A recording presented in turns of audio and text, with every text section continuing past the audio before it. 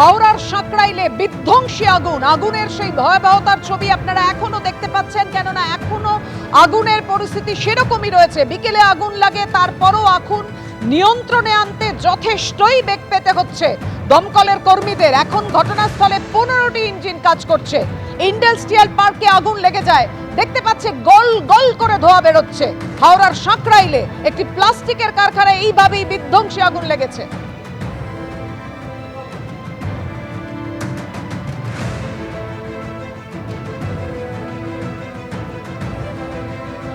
কথা বলবো, আমাদের সঙ্গে রয়েছেন আমাদের প্রতিনিধি সৌমিত্র রায়। সৌমিত্র, এই মুহূর্তে আরো কতক্ষণ সময় লাগবে দমকল কর্মীরা কি বলছেন আগুন নিয়ন্ত্রণে আনতে?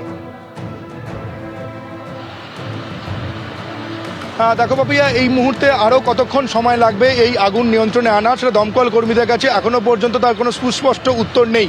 কারণ তোমাকে বলে রাখি, যত সময় গড়াচ্ছে এই আগুন ততই বিধ্বংসী আকার নিচ্ছে। তার কারণ কি? তার কারণ হচ্ছে এখানের আবহাওয়া।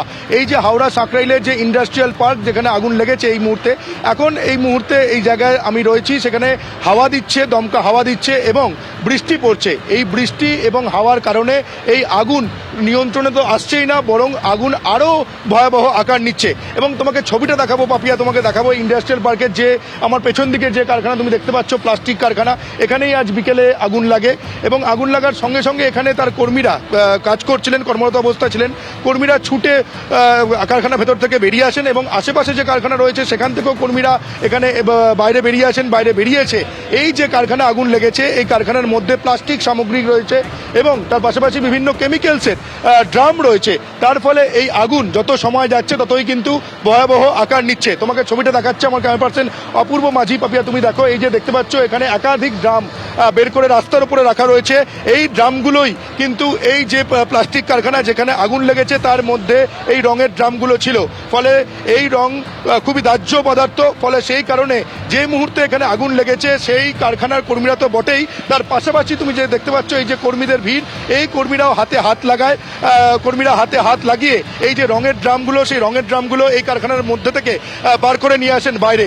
এবং শুধুমাত্র রঙের ড্রাম নয়, তোমাকে আরও একটা ছবি দেখাবো, আমার ক্যামেরা পার্সন অপূর্ব মাঝি দেখাচ্ছে। দেখো, যে কারখানায় আগুন লেগেছে সেই আগুনের ঠিক পেছন দিকে তুমি দেখতে পাচ্ছ এরকম একাধিক বস্তা এখানে দেখতে পাওয়া যাচ্ছে।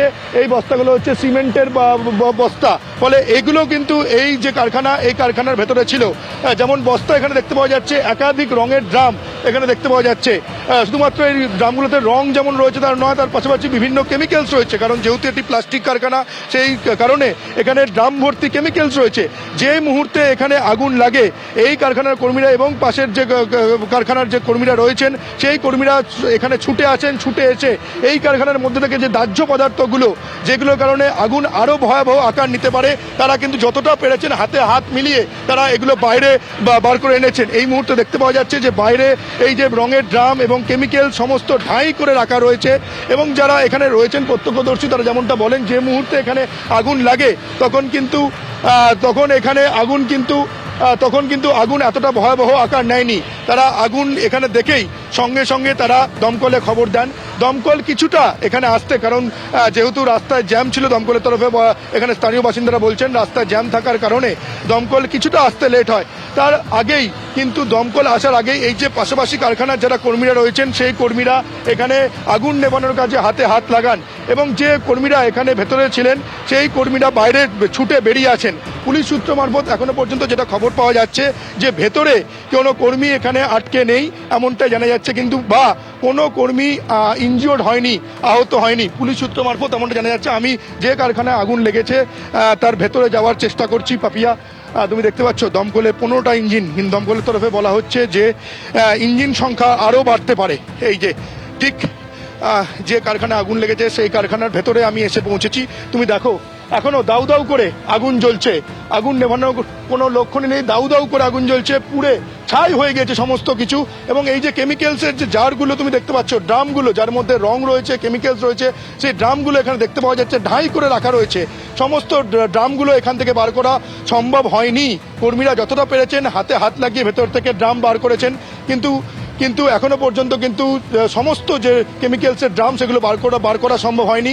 সেইগুলো থেকেই এখানে যারা স্থানীয় বাসিন্দারা রয়েছেন তারা যেমনটা বলছেন যে মাঝে মধ্যেই এখানে বিস্ফোরণ বা বিকট শব্দ শুনতে পাওয়া যাচ্ছে। কেন এই বিকট শব্দ? কারণ এই কারখানার মধ্যে যেহেতু তোমাকে বললাম দাদা এখানে কি হয়েছিল? এখানে কোম্পানিতে প্রথমে কত নাগাদ আগুন লাগে? আগুন লাগে 4টে নাগাদ। তারপরে 4টে নাগাদ আগুন লাগে। আমরা সব কর্মীরা সব মাল সব বাইরে বার করে দিই, মাল সব বাইরে বার করি, দিয়ে আমরা সব ইয়ে করি, জলফল দিই। Main problem sir fire brigade এসে না আর কি। ফায়ার ব্রিগেড এসছে 1.5 ঘন্টা পরে, ফায়ার ব্রিগেড এসছে মিনিমাম 1.5 ঘন্টা 2 ঘন্টা পর ফায়ার ব্রিগেড এসছে আমাদের এখানে। আর আমরা ফায়ার ব্রিগেডকে ফোন করার পরও ফায়ার ব্রিগেড এলো না। এলো দুটো এলো ফায়ার ব্রিগেড স্যার। ওই জন্য আরও স্যার আমরা জল ইয়ে করতে পারলাম না আর কি। তার আগেই কি অন্যান্য আপনারা কর্মীরা পাশাপাশি কারখানার কর্মীরাও কি হাতে হাত লাগিয়েছে? তারাও জল দিয়েছে, সিকে কোম্পানি বা যত কোম্পানি আছে সব দিয়েছে।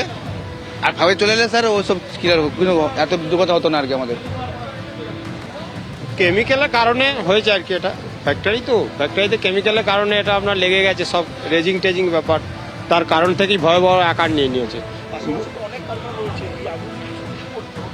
ভয়ঙ্কর আকার নিয়ে নিত। আমরা চেষ্টা করছি যাতে না এটা এত বাড়ানো যায়। আমরা পাশে কারখানাকে নিজের আবার সেফটি করেছি, জল দেওয়ার ব্যবস্থা করে নিয়েছি। এর কারণে এটা অনেকটা কম হয়েছে। এখন ফায়ারের গাড়ি একটু দেরি করে ফেলেছিল, তার জন্য এসে জায়গা এখন আপাতত অনেক কমে গেছে। আর কাজ করছিল তো কারো কিছু হয়নি, সবাই বেরিয়ে গেছিল।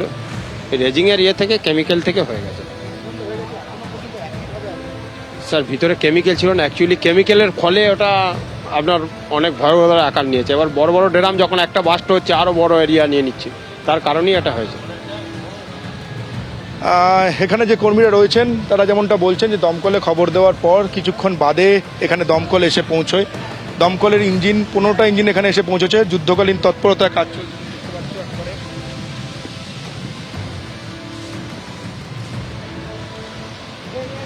দাহ্য পদার্থ মজুদ থাকাতেই আগুন দ্রুত ছড়িয়ে পড়েছে। তবে আগুনকে যে এখনো অ্যারেস্ট করতে পারেননি দমকল কর্মীরা সেটা ছবিতেই স্পষ্ট। কারণ যেটা জানা যাচ্ছে এলাকার কারখানার কর্মীরা যেটা বলছিলেন যে বিকেল 4টের সময় আগুন লাগে, তার 1.5 ঘন্টা পর দমকল কর্মীরা আসে, যার ফলে আগুন নিয়ন্ত্রণে আনতে যথেষ্ট এই মুহূর্তে বেগ পেতে হচ্ছে দমকলের কর্মীদের। এখনো পর্যন্ত উৎসের খোঁজ তারা পাননি। প্রচুর দাহ্য বস্তু মজুত রয়েছে কারখানার ভেতরে, যে কারণে এতটাই ভয়াবহতা।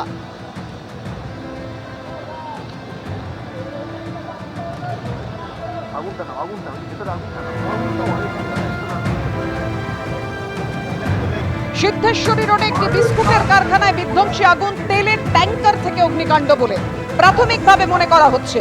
কারখানার ভেতরে পর্যাপ্ত জলের ব্যবস্থা ছিল না বলে অভিযোগ করছেন স্থানীয়রা। যন্ত্র কাটার সময় দুর্ঘটনা ঘটে বলে সন্দেহ। অর্থাৎ একদিকে হাওড়ার সাঁকড়াইলে প্লাস্টিকের কারখানায় আগুন, অন্যদিকে খড়দার বিস্কুটের কারখানায় আগুন লেগে যায়। উত্তর 24 পরগনা, হাওড়া, 2 জেলায় 2 কারখানায় আগুনের লাগার খবর আপনাদের সামনে রেখেছি।